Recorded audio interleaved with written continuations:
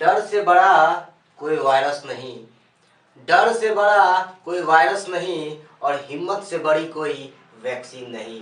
Hello friends, स्वागत करते हैं हम आपका इस यूट्यूब चैनल पे। आज हम लोग सीखने जा रहे हैं the artist to a marriage proposal written by Anton Chekhov, है ना। अगर अभी तक आपने मेरा रेनबो का पार्ट 1, पार्ट 2 और पार्ट 3 नहीं देखे हैं तो वो प्ले लिस्ट में मिल जाएगा, वो भी जाके देख ले। और यहाँ जो आपका किताब से जितने भी क्वेश्चंस आएंगे, है ना, क्वेश्चंस आएंगे तो उसका आंसर आप सटीक रूप में लिख ले और अपने नंबर को क्या कर ले, सुनिश्चित कर ले क्लास 12 के फाइनल एग्जाम में, क्योंकि बहुत कुछ ही समय बच गया है अब आपके एग्जाम का। तो आइए स्टार्ट करते हैं द आर्टिस्ट, है ना। देखिएगा, द आर्टिस्ट, आर्टिस्ट का मतलब क्या होता है? कलाकार, है ना। द आर्टिस्ट का मतलब क्या हो गया? कलाकार। और जिसके लेखक का नाम क्या है? तो सीगा नेगा। अब बात करते हैं कुछ राइटर के बारे में भी, है ना, क्योंकि आप जानते होंगे राइटर के बारे में अगर जानकारी हासिल कर ले अच्छी तरीका से तो वहां से भी क्वेश्चंस क्या होते हैं, बन जाते हैं। अब बात करते हैं सीगा नेगा का। तो जन्म कब हुआ था? 1883 में, एंड उनकी मृत्यु जो है 1971 को हो गया था, है ना। मैंने आप लोग के एग्जाम में बार बार कहते आया हूँ कि भाई अगर आपको डेथ नहीं याद करना है तो कम से कम आप क्या याद कर लो, बर्न याद कर लो, क्योंकि यहाँ से क्वेश्चंस आते रहते हैं, है ना। आगे चलते हैं। He was a Japanese short story writer of 20th century, यानी कहने का मतलब है जो ये जो राइटर हैं कहाँ से हैं? तो भाई कहाँ से है? जापानीज, यानी जापान से बिलोंग करते हैं। और जापान के क्या है? शॉर्ट स्टोरी राइटर है, जाने माने राइटर है ना। और किस शताब्दी के राइटर है? तो यहाँ पे साफ तौर पे लिखा हूँ कि 20वीं शताब्दी के राइटर है। क्या पता यही क्वेश्चन पूछ दिया जाए कि सीगा नोया, है ना, is the writer of dash century, तो 20वीं शताब्दी वहां पे राइट आंसर हो जाएगा। आगे चलते हैं कि इन दिस शॉर्ट स्टोरी, जरा यहाँ ध्यान दो, मैंने क्या लिखा? इन दिस शॉर्ट स्टोरी, यानी कहने का मतलब द आर्टिस्ट क्या है? तो शॉर्ट स्टोरी है। ये बातें भी आप याद रखेंगे।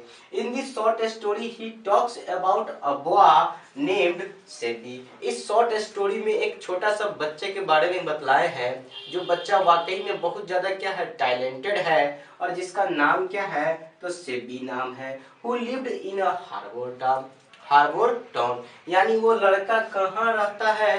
तो हार्बर टाउन में रहता है। अब इस स्टोरी में जानते हैं क्या हुआ है? इस छोटे से बच्चे का जो टैलेंट है क्रश कर दिया गया है, बर्बाद कर दिया गया है उसके खुद माता पिता, उसके खुद पेरेंट्स के द्वारा ही, है ना। आप लोग जब बड़े होंगे तो जानते होंगे अच्छी तरीका से, है ना, क्योंकि मैं यहाँ आया हूँ आपको रिकॉल करवा देने के लिए। और द आर्टिस्ट से जितने भी नंबर पूछेंगे, जितने भी क्वेश्चंस पूछेंगे, आपका मिस नहीं होगा, बस बने रहे अंत तक। चलिए एक बार रिकॉल कर लेते हैं। द आर्टिस्ट, लेखक का नाम क्या हो जाएगा? सीगा नेगा। जन्म कब कब हो गया था? तो 1883 में। कहाँ जन्म हुआ? तो जापान में, यानी जापानीज शॉर्ट स्टोरी राइटर है। किसना शताब्दी के राइटर है? तो 20वीं शताब्दी के राइटर हैं। इस स्टोरी में है जो है किसके बारे में चर्चा किए हैं? तो एक सभी जो बच्चा है उसके बारे में। अब बात यहाँ से कुछ जानकारियां हासिल कर लेते हैं सभी के बारे में। ये कितना साल का बच्चा है? तो आप जानते होंगे 12 साल का बच्चा है ना। किस चीज में ज्यादा इंटरेस्टेड है? तो आप जानते होंगे ग्राउट्स में जो क्या है, ये बहुत ज्यादा इंटरेस्टेड है, यानी ये जो है ना ग्राउट्स को हमेशा कलेक्ट किया करते थे। दूसरी बड़ी बात, ये जो बच्चा है कौन सा स्कूल में पढ़ता है? तो आप जानते होंगे प्राइमरी स्कूल में पढ़ते हैं, है ना। अगर इतना जानकारी आपको है इस छोटे से बच्चा से, है ना, तो आपको क्वेश्चंस मिस कहाँ होगा? मिस नहीं होगा। मैंने क्या कहा? सेबी कौन सा टाउन में रहते थे? तो हार्बर टाउन में। कितना साल का बच्चा? तो 12 साल का बच्चा। क्या कलेक्ट करते थे? तो ग्राउंड, है ना। और कौन सा ग्राउंड में इंटरेस्टेड थे? तो बेकिंग ग्राउंड। ये भी बातें याद रखिएगा। कौन सा स्कूल में पढ़ते थे? तो प्राइमरी स्कूल में पढ़ते थे, है ना। अब बात चलते हैं थोड़ा सा शॉर्ट स्टोरी में, घुसते हैं अंदर की हो रहा है, जानकारियां वहां से भी हासिल करते हैं आखिर क्या सब हुआ।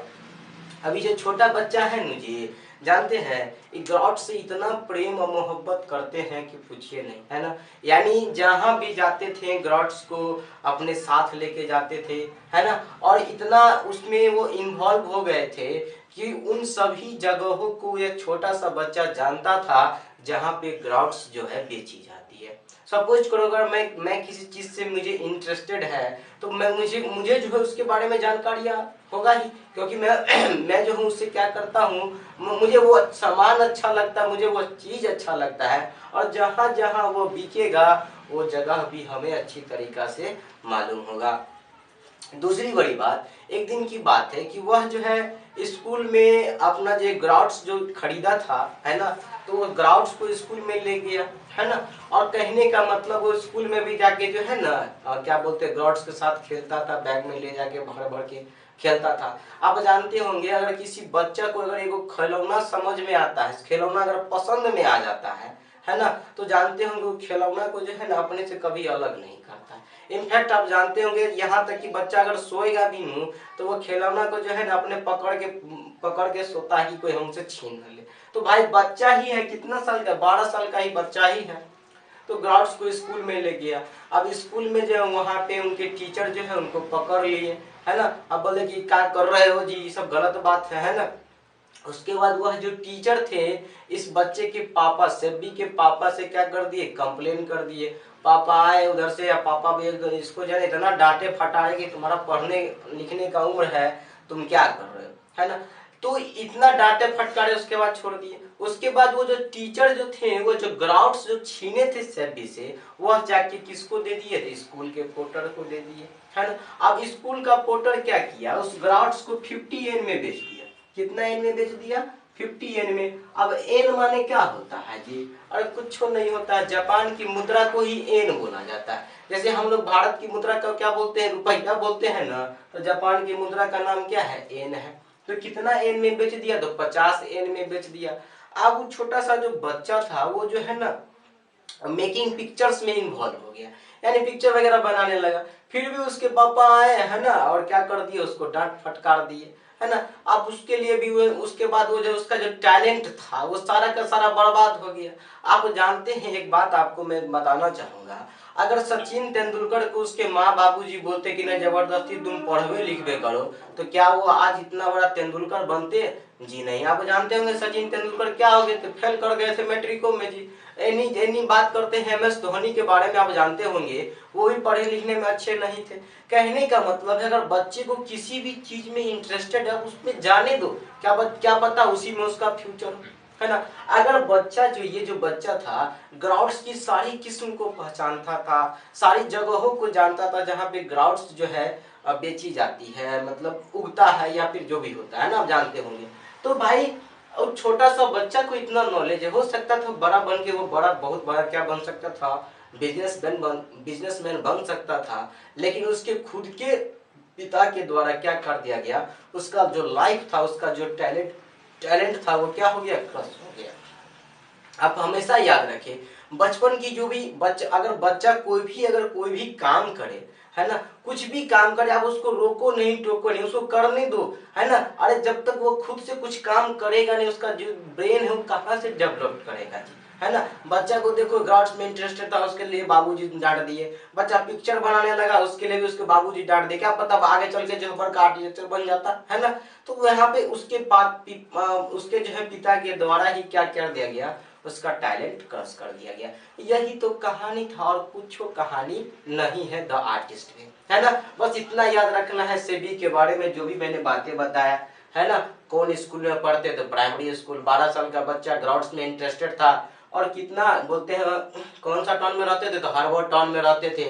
उसके बाद उसके टीचर ने पापा को कंप्लेन कर दिया, भाई इतना। अब आइए देखते हैं, अ चाइल्ड इज बोर्न, है ना, रिटेन बाय जर्मन ग्रीड, है ना।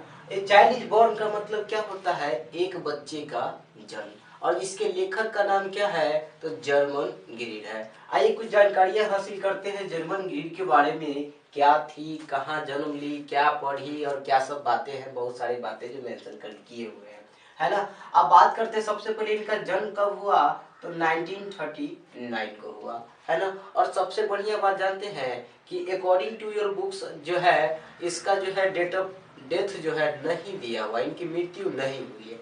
हालांकि वो हो भी गया होगा, है ना, लेकिन हम लोग क्या करते हैं, अकॉर्डिंग टू बुक्स चलते हैं। तो इनका जन्म कब हुआ, तो 1939 में।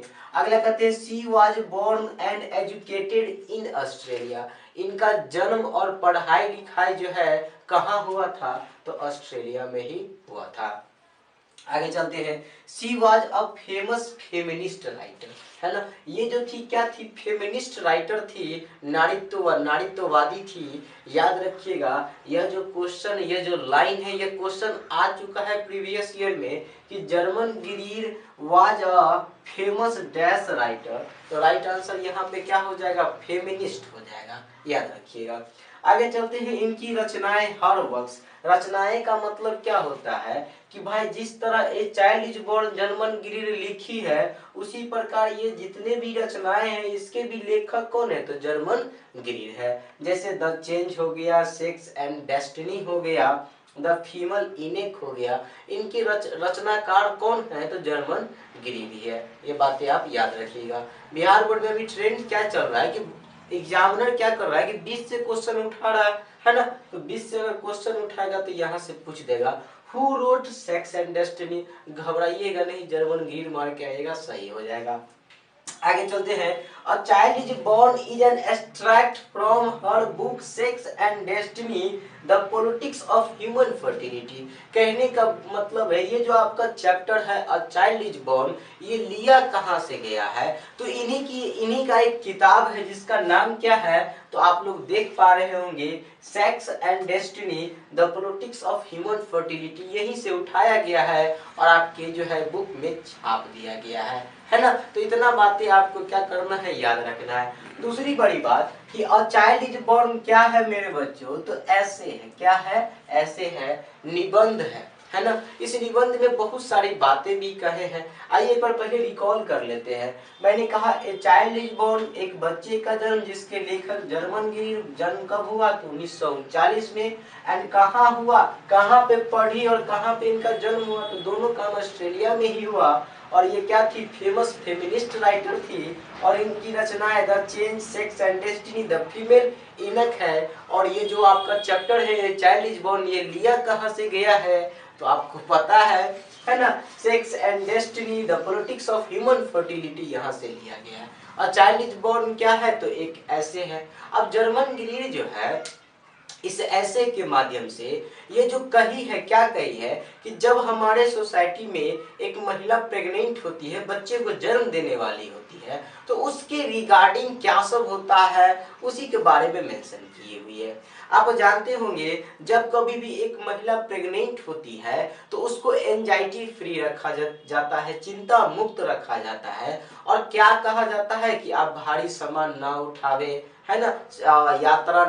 यात्रा जो है नहीं कर सकती है प्रेगनेंसी के दौरान, है ना। एंड दूसरी बड़ी बात, सीढ़ी अप डाउन नहीं कर सकती है। ऐसा वो करती है तो उसके बच्चे पे क्या हो सकता है? खतरा हो सकता है।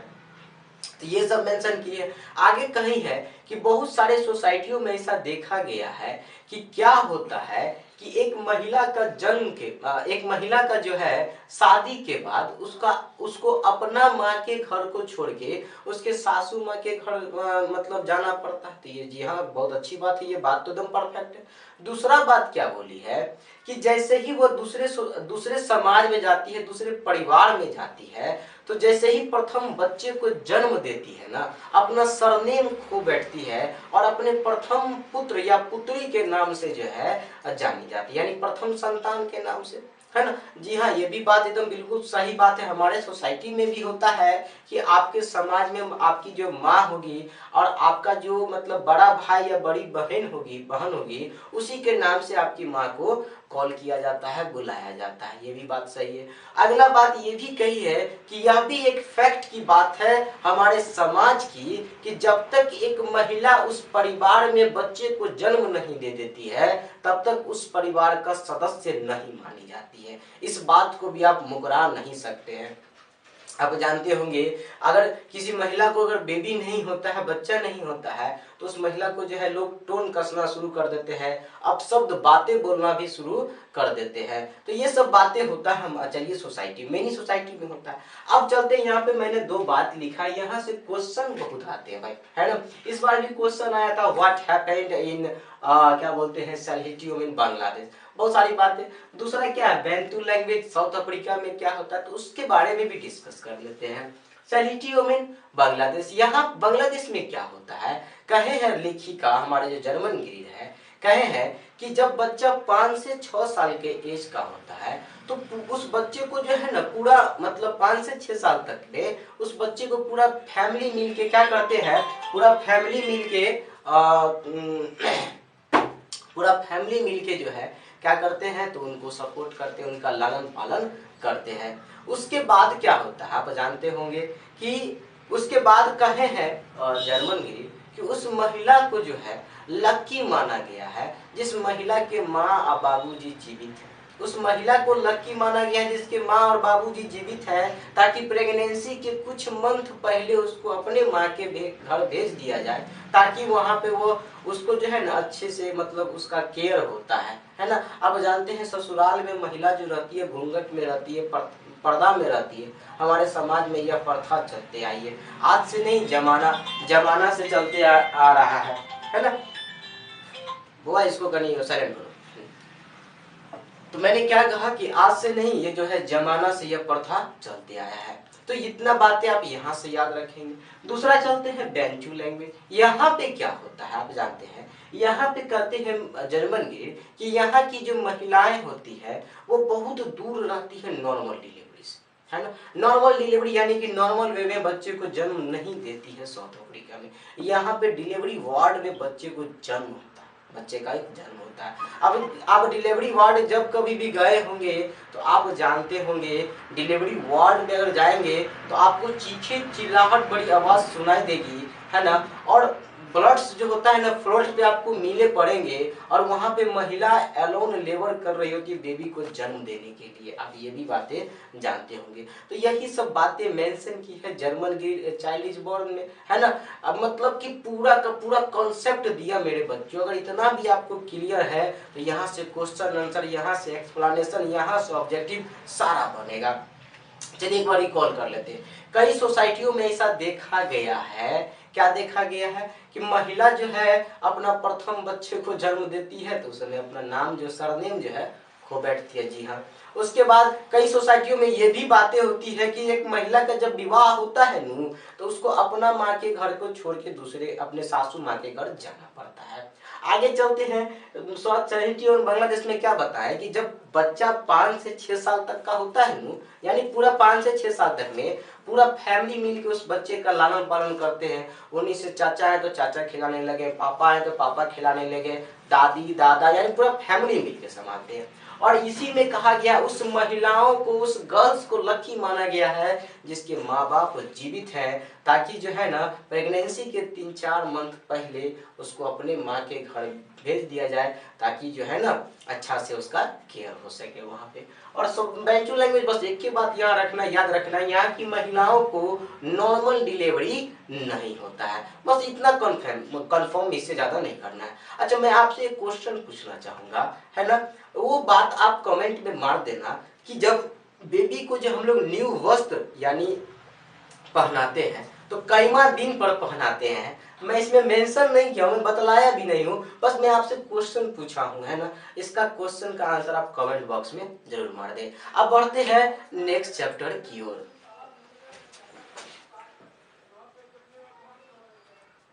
आइए देखते हैं how free is the press, है ना। How free is the press, लेखक का नाम क्या है तो Dorothy L Sayers, I mean D L. Sayers. आइए कुछ जानकारियां हासिल करते हैं डोरोथी एल सैयर के बारे में। अब देखिएगा कि सबसे पहले अगर बात किया जाए तो डोरोथी एल सैयर, इनका जन्म जो है 1893 को हुआ था, है ना। कब हुआ था 1893 को। अब इनका बॉर्न जो है लिख लेंगे।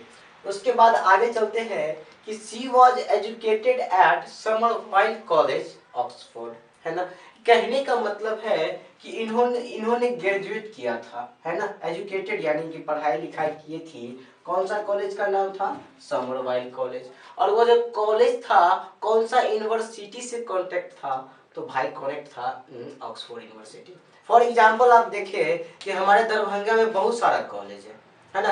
MLSM है, CM साइंस है, मरवाड़ी है, बहुत सारा कॉलेज है, लेकिन सारा कॉलेज किससे कॉन्टेक्ट है भाई तो LNMU से यानी ललित नारायण मिथिला विश्वविद्यालय से, है ना। आप कोनो कॉलेज में पढ़ो, डिग्री तो भाई आपको वही देगा ना, वही यूनिवर्सिटी देगा।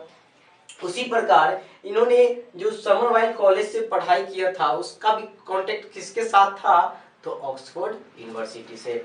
आगे देखते हैं कि इन 1915 DL Syed became one of the first OMI to graduate from Oxford university, है ना।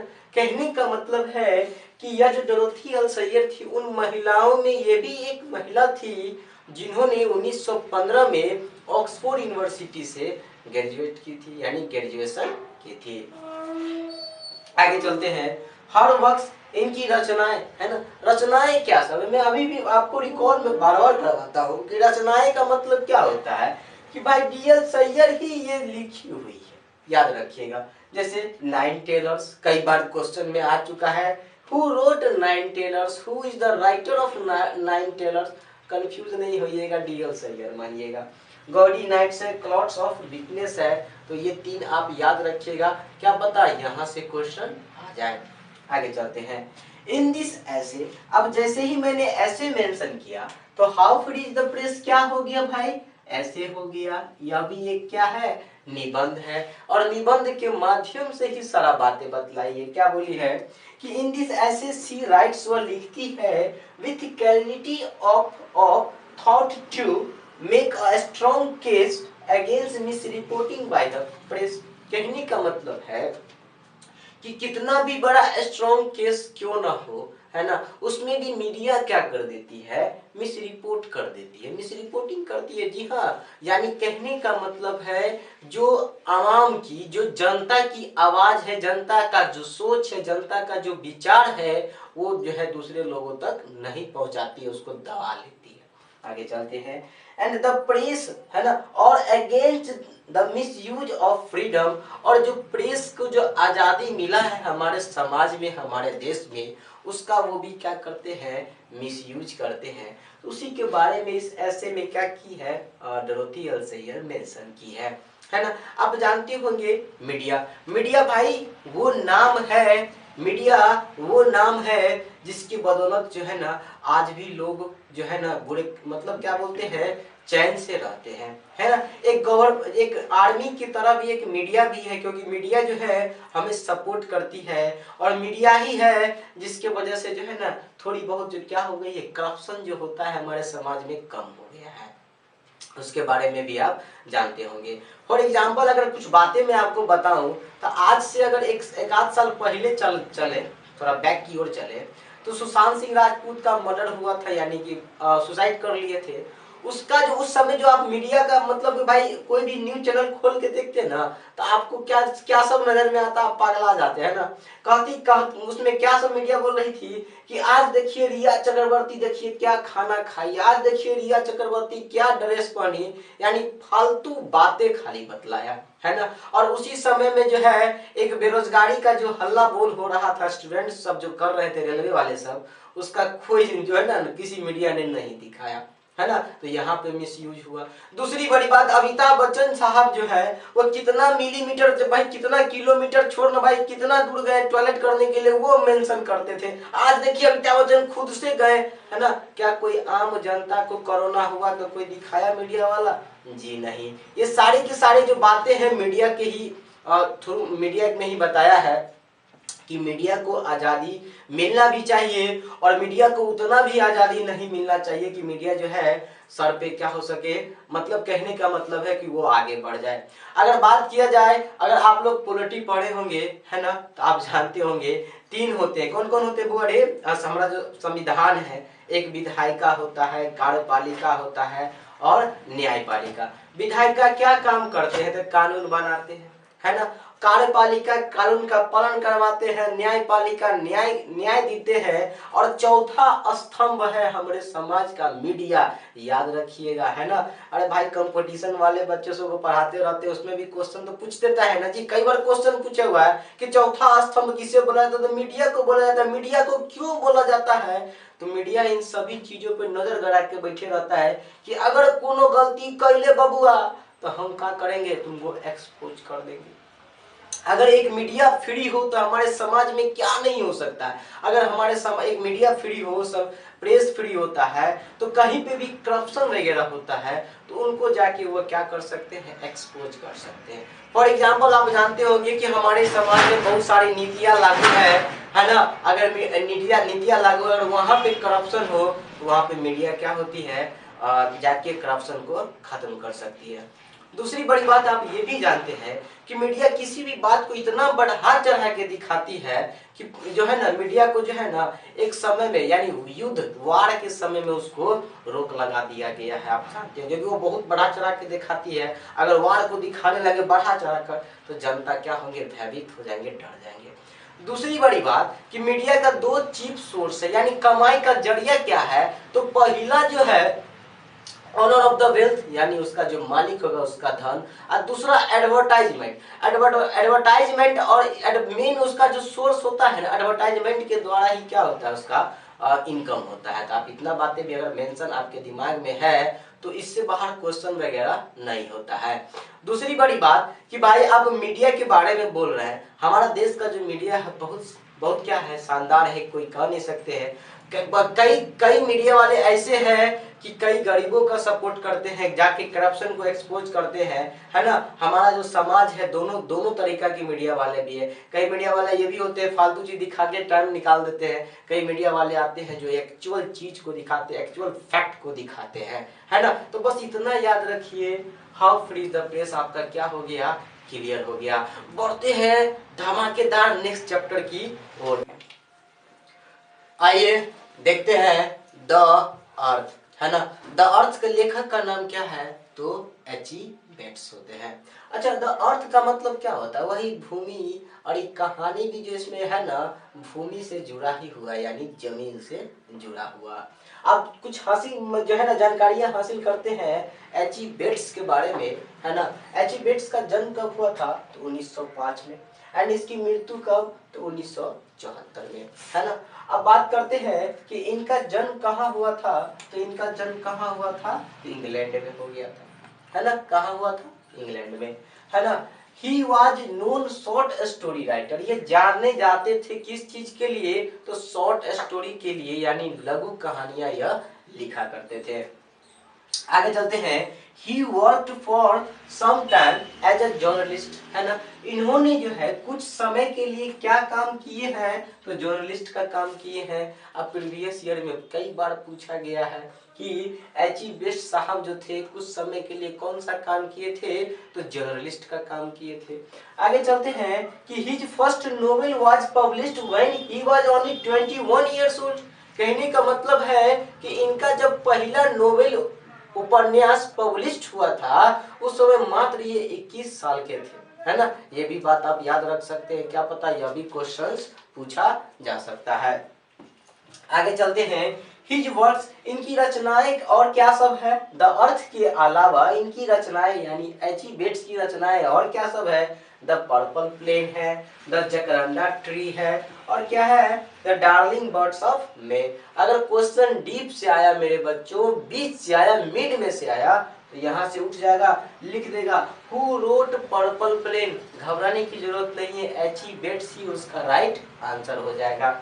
आगे चलते हैं, इन दिस शॉर्ट स्टोरी, बातें देखो मेंशन करो, short story, at the earth क्या हो जाएगा बच्चा, तो शॉर्ट स्टोरी हो जाएगा। द अर्थ क्या है, शॉर्ट स्टोरी, यानी लघु कहानी है ना। In this short story he talks about a farmer, name क्या है उसका, जॉनसन, और उसका एक वो बेटा है जिसका नाम क्या है, बेंजी, यानी कि जॉनसन का पूरा का कहानी है और बेंजी का कहानी है। अब चलते हैं इसमें स्टोरी में कि आखिर क्या सब बातें बतलाए हैं एच.ई. बेट्स, है ना। उससे पहले एक बार रिकॉल करना जरूर चाहेंगे। द अर्थ क्या है, शॉर्ट स्टोरी, किसने लिखा, एच.ई. बेट्स ने। एच.ई. बेट्स का जन्म 1905, कहाँ जन्म, इंग्लैंड में। क्या है ये? शॉर्ट स्टोरी राइटर है एंड कुछ समय के लिए जर्नलिस्ट का काम किए थे। एंड जब इसका पहला नोवेल पब्लिश हुआ था मेरे बच्चों तो मात्र 21 साल के थे। और इनकी रचनाएं the purple plain, the jacaranda tree, the darling birds of May. और इस स्टोरी में किसके बारे में मेंशन किए हैं? तो एगो सिंपल फार्मर है जिसका नाम जॉनसन है और उसका एक गो बेटा है जिसका नाम क्या है? बेंजी। तो आइए देखते हैं स्टोरी भी। स्टोरी स्टार्ट करने से पहले मैं कुछ बातें आपको बताना चाहूंगा। यह जो कहानी है उस पेरेंट्स को, उस माँ बाप को बतलाता है जो माँ बाप अपने बच्चों पे टू मच ट्रस्ट करते हैं, है ना। टू मच का मतलब क्या? हद से ज्यादा विश्वास करते हैं, है ना। क्योंकि आजकल के बच्चों पे जो है ना हद से ज्यादा विश्वास करना भी नहीं चाहिए। क्या पता आप उस पे विश्वास बढ़िया से कर रहे हैं और वह बच्चा जो है आपका विश्वासघात कर दे। आप जो सोच रहे हैं वैसा काम वह ना करे, है ना। आप जानते हैं आजकल का बच्चा को अगर मोबाइल दे दो, मोबाइल मैंने दिया किस चीज के लिए? वो पढ़ने के लिए, ऑनलाइन क्लास करने के लिए। आजकल का बच्चा सबको देखोगे उसका बहुत मिस यूज करता है ना। निकाल के पबजी खेलना शुरू करेगा, अब बोलेगा जय पबजी। अरे जय पबजी मत बोल भाई, पढ़ ले। पढ़ेगा तभी बड़का आदमी बनेगा और नहीं तो ठेला उला सीधा चलाना शुरू कर देगा। क्या करेगा? जी पढ़ेगा लिखेगा तब ना महान बनेगा, है ना, बड़का बड़का आदमी बनेगा। आप लोग हमेशा याद रखो, हर एक जो आदमी मनुष्य होते हैं उसका सबसे बड़ा हथियार यही होता है। क्या होता है? शिक्षा, एजुकेशन। आगे चलते हैं। इस कहानी में एक सबसे मॉडल आइडल गुरु कौन है ना? तो भाई जॉनसन कह सकते हो। जॉनसन जो है एक सिंपल सा फार्मर है, कुछ जमीन ले रखे हैं एनुअल रेंट पर और उसी पे वो क्या करते हैं? फार्मिंग करते हैं, किसानी करते हैं, है ना। और बहुत ज्यादा जो है ना फेथ में विश्वास रखते हैं, भगवान पे भरोसा और सब पे भरोसा, मतलब किसी के साथ उनका बैर नहीं है ना। आप जानते होंगे, कहते हैं भगवान की मेरे भरोसे मत बैठ, मेरे भरोसे मत बैठ, तू कुछ कर, तब क्या तू कुछ करेगा तभी हम तुमको कुछ देंगे, है ना। हमारे भरोसे आप मत बैठो यार, मेहनत करो, है ना। आप बात करते हैं जॉनसन और उसका एक बेटा का नाम जानते हैं? बेंजी है। और बेंजी जो है ना बहुत डल है, अनइंटेलिजेंट है, घोपू टाइप बच्चा है ना। कहने का मतलब है कि हर एक माँ बाप का शौक होता है कि मेरा बच्चा बहुत अच्छा हो, पढ़े लिखे आगे बढ़े। लेकिन अगर बेटा कैसा था? तो घोपू टाइप था, अनइंटेलिजेंट था, डल था, हमेशा बैठले रहता था, मन भाव का नहीं था। उसके बाद डॉक्टर के पास जो है ना गया चेकअप कराने, अपना बेटा को ले गया कि मेरा बेटा कैसा है जरा देखिए, है ना। डॉक्टर से दिखाया तो डॉक्टर क्या बोला जानते हैं? एकरा कुछो नहीं हो, साला मन भौका हो ना, साला एकरा जनो की कहो सुख रोग लगल हो, साले को काम करवाओ यार, है ना। तो कहने का मतलब डॉक्टर ने क्या सजेशन दिया कि इसको किसी काम में इंगेज कर दो। अब जॉनसन जो थे किसान थे, बाजार से कुछ मुर्गियां खरीद के ले आए, अपना बेटवा को दे दिया, ले तो ये काम कर, एक पूरा का पूरा तोरा हिसाब बारी तोरे करेगे, है ना। अब वो बच्चा क्या करने लगा, ये जो बेंजी था, ये बेंजी क्या करने लगा? मुर्गिया का पालन, खिलाना पिलाना, यानी सारा काम वही करता था। धीरे धीरे धीरे धीरे जो है बेंजी जो था वो बिजनेस पूरा सीख गया। वो जो घोपू टाइप का लड़का धीरे धीरे पूरा बिजनेस सीख गया और जो है ना उसके बाद धीरे धीरे जो है ना पैसा कमाना भी शुरू कर दिया बाय सेलिंग एग्स के द्वारा। यानी पैसा, अंडा बेचता था तो पैसा कमाता था। जब वो पैसा कमाने लगा तो उसके माँ बाप क्या किए, उसके बाबूजी, कि उसको एगो पासबुक दिए कि ले बेटा इस बैंक खाता है, इसमें पैसा जमा करना। अब उसके पापा क्या किए, अरे बेंजी क्या किया कि उस जो है ना खाता पे पैसा एकदम बढ़िया से जमा करने लगा। टू मच, मतलब बहुत ही पैसा जमा कर लिया और उस जमीन को खरीद लिया जिस जमीन पे उसके बाबूजी जो है ना काम किया करते थे, है ना। और उसके बाद जो है बेंजी जो था ना, एक चीज याद आप यहाँ से भी रख लीजिएगा, बेंजी मात्र 14 साल के एज में पढ़ाई लिखाई छोड़ दिया, स्कूल छोड़ दिया था, है ना। बेंजी पढ़ाई लिखाई छोड़ दिया। उसके बाद अब ये भी बात जान ले कि बेंजी जैसे ही पैसा कमाना शुरू किया तो हिसाब बारी के लिए चाहिए ना जी। तो उन्होंने एक लड़की को अपने काम पे रखा और जिसका लड़की का नाम क्या था? तो फ्लोरेंस था। ये देखिए नाम लिखे हुए हैं, फ्लोरेंस था। आगे चल के जो है ना उसी लड़की से उसका प्रेम हो गया, विवाह है ना, प्रेम मोहब्बत हो गया और बेंजी इससे क्या कर लिया, विवाह कर लिया फ्लोरेंस से। उसके बाद क्या हुआ कि भाई फ्लोरेंस का जो बिहेव था बेंजी के माँ बाबू के जी के साथ अच्छा नहीं था। कहने का मतलब फ्लोरेंस जो है ना धीरे धीरे अपना उसको जो है ना बेंजी का कान भरने लगा, उसे खुद के माँ बाप के खिलाफ, तोरे बाबूजी है ना, तोरे माँ है ना, तो मतलब अंड संड चीज बोलने लगा। और बेंजी क्या किया, एक दिन ऐसा कहते हैं नापाक काम किया वो कि अपने माँ बाबूजी को ले जाके शहर में बीचों बीच जाके जो है ना छोड़ दिया, फोर्ड वैन में ले जाके। अब उसके पास कुछ नहीं है खाने पीने के लिए, अब वो क्या है, लाचार है। भाई हर एक माँ बाप का सपना होता है कि बुढ़ापा में मेरा जो बाल बच्चा है हमारा सपोर्ट करे, लेकिन बेंजी जो कुत्ता कमीना लड़का था वो क्या कर दिया, जाके छोड़ दिया। अतः यह कहानी हमें ये शिक्षा देता है भाई, है ना, या मतलब ये कहानी बतलाता है कि कैसे एगो सुस्त घोपू टाइप का बच्चा बाद में बड़का बिजनेसमैन बन गया, पैसा कमा लिया, और खुदे साला अपन माँ बाप के जो है ना छोड़ दिया, ढकेल दिया, अपने आप को एकदम कनिंग समझने लगा, धूर्त समझने लगा। तो यही कहानी है ना। ऐसे ज्यादा बाहर क्वेश्चन न है तो, है ना जी, इतना खाली गौर से सुन लो बस क्लियर हो जाएगा। आइए अब बढ़ते हैं नेक्स्ट चैप्टर की ओर। और हाँ, उससे पहले हम आपको बताना चाहेंगे, अगर अभी तक हमारे चैनल को सब्सक्राइब नहीं किया तो भाई कर देना, लाइक भी ठोक दे। तो आइए देखते हैं इंडिया थ्रू अ ट्रेवलर्स आई, है ना, जिसके लेखक का नाम क्या है, तो पॉर्लेस बक है ना। आपको मैंने बार बार कहा कि जब कभी भी आप कोई भी चैप्टर पढ़े तो उसका भाई राइटर के बारे में जरूर कुछ जानकारियां हासिल कर ले, क्योंकि राइटर के नाम से जो है ना, राइटर्स के जो है कहाँ जन्म लिए, कब जन्म लिए, क्या सब काम किए, उनसे भी क्वेश्चंस जो है ना बार बार पूछते मतलब पूछा जाता है। जैसे देखेंगे, जैसे इंडिया थ्रू ए ट्रेवलर्स है जिसके लेखक का नाम पॉर्लेस बक, इनका जन्म कब हुआ था, 1892, और डेथ कब हो गया, तो 1973 को, याद रखेंगे।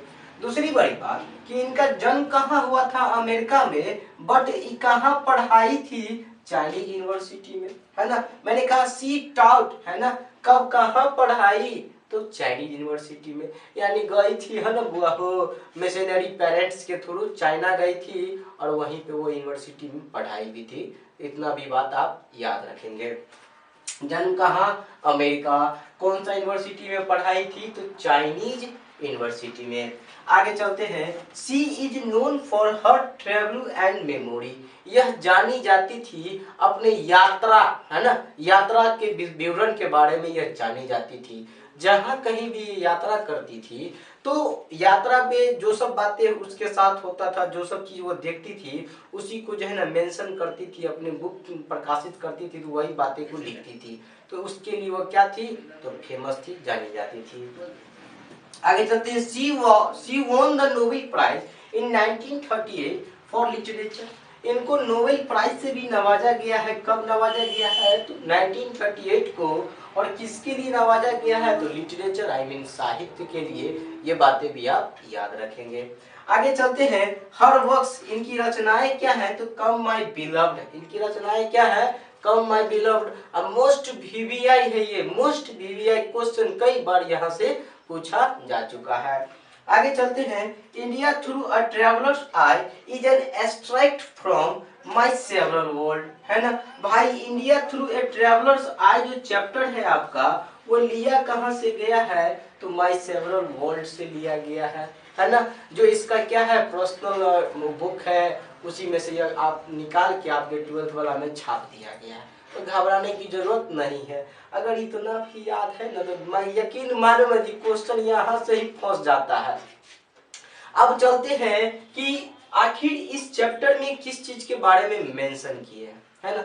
उन्होंने कहा कि भाई मैं जो हूँ, उन्होंने कही कि उन्होंने इंडिया के बारे में, है ना, बचपन से ही सुनते आई है। कही कि इंडिया जो है मेरा ना बैकग्राउंड रहा है हमेशा से, है ना। इंडिया के बारे में सुनी थी अपने फैमिली डॉक्टर से, है ना, अपने फैमिली डॉक्टर से। और वो जो डॉक्टर थे कहाँ के थे, तो इंडियन थे, याद रखिएगा, है ना भाई। इसका फैमिली डॉक्टर था, वो डॉक्टर कहाँ का था, तो इंडिया का था। तो उसी डॉक्टर से इन्होंने इंडिया के बारे में सुना था कि ये है वे है, बहुत सारी बातें सुनी थी। इंडिया में बुद्धिज्म के बारे में भी सुनी थी, बुद्धिज्म के लॉर्ड बुद्धा जो भगवान थे उनके बारे में भी पढ़ी लिखी थी, है ना। और बहुत सारा नॉलेज इकट्ठा की थी और उसको बड़ा ख्वाहिश था कि हम जाके इंडिया घूमें।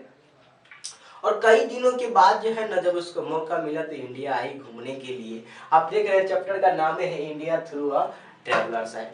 जब वो इंडिया आई घूमने के लिए तो उन्होंने मेंशन किया है कि मैं इंडिया आई हूँ, है ना, मैं भाई ताजमहल को देखने नहीं, फतेहपुर सीकरी को देखने नहीं, मैं इंडिया आई हूँ। इंडिया का जो यंग पीपुल है, यूथ है, मैं उनसे मिलने आई हूँ, उससे बात करने आई हूँ कि आखिर क्या बात है इंडिया के युवाओं में, है ना। बार बार जो है ना इंडिया का यूथ, क्योंकि जानते हैं हर एक देश का रीड होता है भाई यूथ। अगर यूथ मतलब युवा जो चाह लेगा ना सो होता है, आप जानते होंगे। तो वह आई, इंडिया के लोगों से बात की, है ना, यूथ से बात की, जानी। तो उन्होंने क्या जाना कि भाई इंडिया के लोग जो है ना ट्रेंड है, पढ़ने लिखने में इंग्लिश मीडियम में भी ट्रेंड है ना, लेकिन फिर भी वे क्या है, तो जॉबलेस यानी जॉबहीन है। भाई ये तो बात कहिया की है। अगर आज की बात किया जाए 2022 चल रहा है, आज भी इंडिया में लोग क्या है, जॉबलेस है, जॉबे नहीं है भाई, है ना। नौकरी जब होगा ही नहीं तो क्या होगा, अगर हम उटपटांग हरकत लोग करने लगते हैं, जानते हैं आप इसके बारे में भी। उसके बाद वो जो है एक रात जो है ना एक गरीब के घर में रुकी थी, और वहीं पे जो है ना जब गरीब के घर में रुकी तो गांव के किसी घर में, तो वहाँ पे जो है ना क्या सब बातें हुआ वो बातें भी मेंशन बोल लिखी है। कहिए कि इंडिया के लोगों में जो है ना क्या है, गांधी जी के प्रति बड़ा श्रद्धा है ना। उस समय गांधी जी वाकई में बड़ा हीरो हुआ करते थे भाई, जिस समय की हम बात कर रहे हैं। तो गांधी जी उस समय मतलब क्या थे, इन लोग के नेता थे। एंड ये लोग जो थे रिलीजियस माइंड के थे, धार्मिक प्रवृत्ति के माइंड के थे। क्वेश्चन याद रखिएगा भाई, एक एक पॉइंट मेरा, एक एक जो लफ्ज है वो आपके लिए इंपॉर्टेंट है, क्वेश्चन बन के आ सकता है, बस ध्यान से सुनते रहिए। तो क्या कही उन्होंने कि इंडिया के जो लोग ये धार्मिक प्रवृत्ति के लोग हैं, उसके बाद उन्होंने देखा क्या कि इंडिया वाले जो है ना अपना घर आंगन को जो है गोबर वगैरह से नीपते हैं, गाय के गोबर को, गोबर से। तो आप जानते होंगे कि हमारे समाज में जब कभी भी कोई भी अशुभ काम होता है तो हम लोग क्या करते हैं, आंगन को जो है गोबर से नीपते हैं पवित्र करने के लिए, है ना। तो वो सब बातें देखी। और आज भी भाई अगर किसी बड़े होटल में चले जाओ या फिर कोई पबनी, हम लोग का जो फेस्टिवल्स होता है, तो केला के पत्ता पर क्या बोलते हैं हम लोग, भगवान को प्रसादी अर्पण करते हैं, है ना। तो भाई क्या लिखी थी वो अपने बुक्स में कि यहाँ के जो लोग हैं केला के पत्ते पर क्या करते हैं, भोजन खाते हैं, है ना। अरे भाई मद्रास उड़ी चले जाओ, लोग वहाँ जो है ना केला के पत्ते पर खाना खाते हैं ना। तो ये भी क्वेश्चन आ सकता है कि लोग भोजन करते थे, है ना, according to India through travellers है, कथी के पत्ता पर, कहिएगा केलवा के पत्ता पर। केला के पत्ता को अंग्रेजी में क्या बोलते हैं, बनाना लीव्स बोलते हैं, इतना याद रखिएगा। उसके बाद मोस्ट वीवीआई क्वेश्चन कि जब वह इंडिया से गई, इंडिया की बातें को कौन सा बुक में मेंशन की, तो भाई भैया देखिए ना, कम माई बिलव्ड में वो जो इंडिया घूमी थी और जितना भी बातें उन्होंने सुनी देखी और मेंशन की थी, वो बुक का नाम क्या था, द कम माई बिलव्ड। ये दोनों रचनाएं इन्हीं का है, आज सबसे वीवीआई है। पहला क्वेश्चन पूछेगा इंडिया थ्रू ए ट्रेवलर्स आई कहाँ से लिया गया, तो माई सेवरल वर्ल्ड से। उसके बाद पूछेगा कि इंडिया जो आई थी या घूम के गई तो कौन सा बुक में मेंशन की हो, तो कह दीजिएगा कम माई बिलव्ड में। ऐसे बाहर क्वेश्चन नहीं आएगा, पवित्र क्या बोलते हैं, खाली गौर से सुन लीजिए और क्वेश्चन का क्या बोलते हैं ऑब्जेक्टिव का भाई क्वेश्चन आंसर भी आप बना लीजिएगा, एक्सप्लेनेशन भी बन जाएगा, आपसे टेंशन लेने की जरूरत नहीं है। आइए बढ़ते हैं लास्ट चैप्टर की ओर। भाई नाम का जानते हैं, का नाम है marriage proposal written by Anton Chekhov.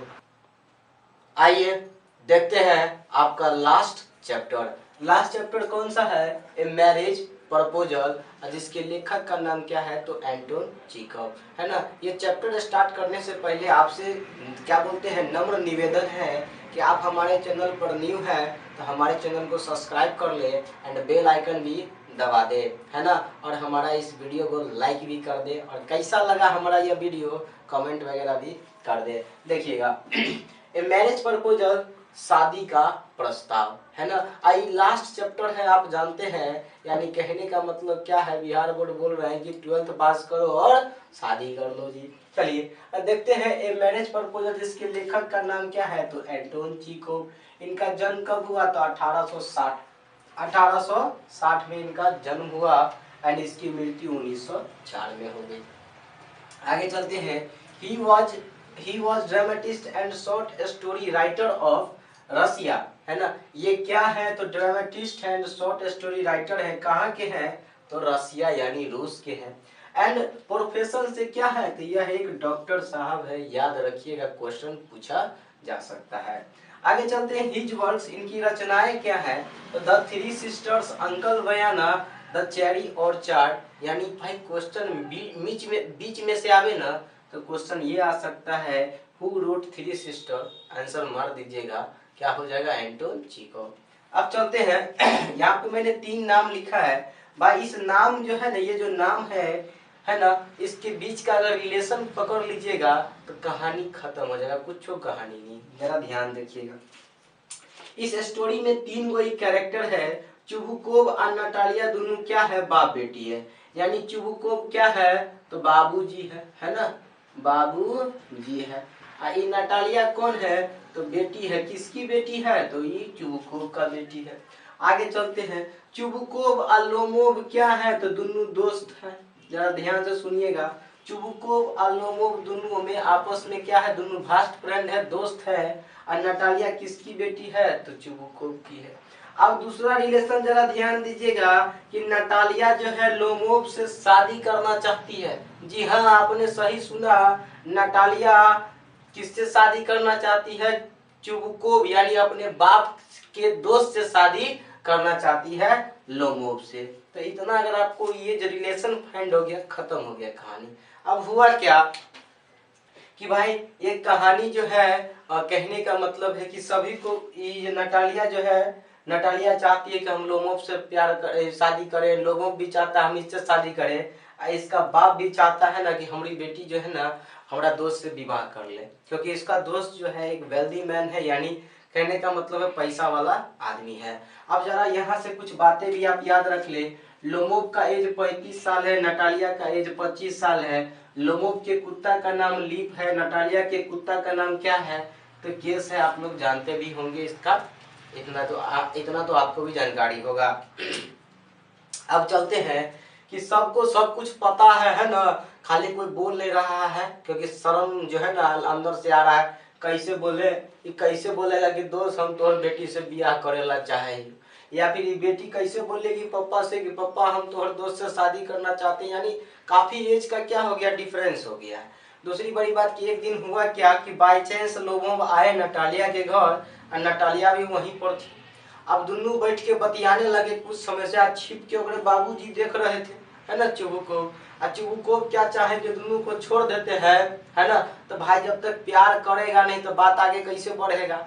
तो ये क्या हुआ कि दोनों को मिल गया समय बात करने के लिए, आई दोनों अपन अपन कुत्ता बिलाई पर जो है ना, कुत्ता पर जो झगड़ा करने लगा। अब झगड़ा करते करते इतना झगड़ा बढ़ गया कि पूछो नहीं, तो इसका बाबूजी जो है ना झूठे का बहाना लगा लिए कि मरने का, हार्ट अटैक आ गया ना, प्रेटेंड यानी बहाना लगाया कि मूर्छित हो गया, मैं मर गया। तो मरने फिल्म उलिम में देखते नहीं हो कि भाई मरने का बहाना जो बनाता है, तो मरने का बहाना कौन लगाया, तो चुबुकोव लगाया। और जैसे ही जो है ना बेड पे जो है ना बोला कि दोस्त अब हम जिएंगे नहीं, हमारी बेटी से तुम क्या कर लो, विवाह कर लो। अब ये भी बोला है ना, मौका पे चौका मार दिया, बोला दोस्त तुम चिंता नहीं करो, हम तुम्हारी बेटी को क्या रखेंगे, खुश रखेंगे, है ना।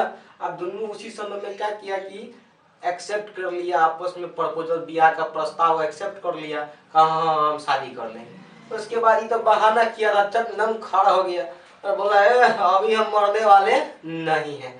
तो यही एगो कहानी था लास्ट वाला, ये मैरिज प्रपोजल, है ना। बड़ा ही कहीं मजाकिया टाइप कहानी है, आप जानते होंगे फिल्मी दुनिया वाला कहानी है ना। तो आपका जो है आज मैंने पूरा का पूरा रेनबो आज कंप्लीट कर दिया। पूरा 21 चैप्टर कंप्लीट है। अभी तक आपने वो वीडियो नहीं देखे हैं तो जाके वो भी देख ले, ताकि जो एग्जाम जो देने जाए तो पूरा फुल्ली कॉन्फिडेंस के साथ जाए और नंबर आपका इंक्रीज होगा 100%, इसकी भी गारंटी है। दूसरी बड़ी बात है ना, इस वीडियो को चाहे तो आप शेयर वगैरह भी कर सकते हैं, अपने फ्रेंड्स को शेयर वगैरह कर दे, ताकि उन लोगों तक भी पहुंच जाए जो कम समय में कुछ ज़्यादा मुनाफा चाहते हैं, ज़्यादा मार्क्स वगैरह चाहते हैं, है ना। तब तक के लिए अलविदा साथियों।